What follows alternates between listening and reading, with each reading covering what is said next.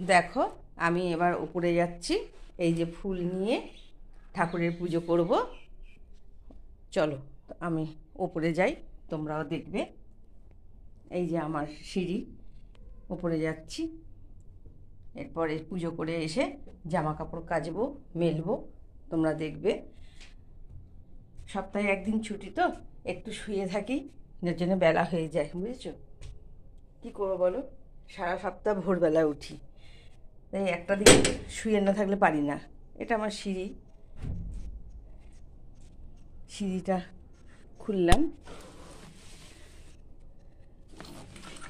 দরজাটা খুললাম, সিঁড়ি খুলে এইবার আমি ঠাকুরঘরে ঢুকবো। চলো তোমাদের আমার ঠাকুর ঘরটা দেখাই। এই দেখো আমার ঠাকুর ঘর, এই যে আমার সব ঠাকুর, এখানে সব ঠাকুর ঠাকুর রয়েছে। এই যে আমার ঠাকুর, তোমরা দেখতে পাচ্ছ কিনা জানি না, আমি তো কোনোদিন করিনি, এই প্রথম করছি। এই যে আমার সব ঠাকুর, এই দেখো সব ঠাকুর আমার, এই যে আমার সব ঠাকুরের সংসার।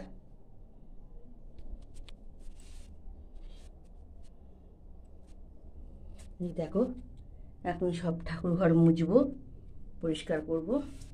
এই যে আমার ঠাকুরের সংসার, এই যে আমার ঠাকুর, সব ঠাকুরের ছবি। এই যে গণেশ ঠাকুর, সব ঠাকুরের ছবি। এখানে আছে আমার গণেশ ঠাকুর আছে, মা লক্ষ্মী আছে, নারায়ণ আছে, সবাই আছে। এই যে মা লক্ষ্মীর ছবি, হ্যাঁ, মা তারা, গণেশ ঠাকুর, জগদ্ধাত্রী, বিপদনাশিনী, ভবতারিণী, সবার ছবি আছে। উপরে আছে মহাদেব, তলাতেও আছে মহাদেব, এই যে মহাদেব, নারায়ণ। এবার আমি ঘরটা মুছবো, বাসি ঘরটা মুছবো, মুছে তারপর আমি ফুল টুল দেব, জল বাতাসা দেবো ঠাকুরকে। এই যে আমার ছাদ, এই যে আমার ছাদ, তোমরা দেখতে পাচ্ছ কিনা জানি না। আমার এই প্রচণ্ড রোদ, এইটা আমার ছাদ পুরো।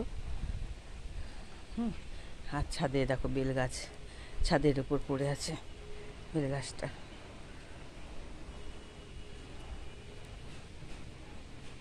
চলো এই যে দেখাচ্ছি, এই যে আমার বেল গাছ পুরো ছাদের ওপর, বেল গাছ। এখান থেকে আমি বেল পাতা তুলি, প্রতিদিন মহাদেবকে দিই। আচ্ছা আমি এখন ব্লগটা শেষ করছি। ও তোমরা তো আমার নাম জানতে চাইবে, নামটা আমি পরে জানিয়ে দিচ্ছি তোমাদের। এখন আমি রাখি, ঠাকুরঘরটা মুছে তারপর আমি পুজো টুজো করে সাজিয়ে তোমাদের দেখাবো।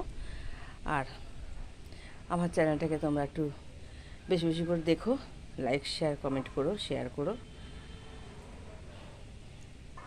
আর এখন রাখি, পরে আবার তোমাদের দেখাচ্ছি।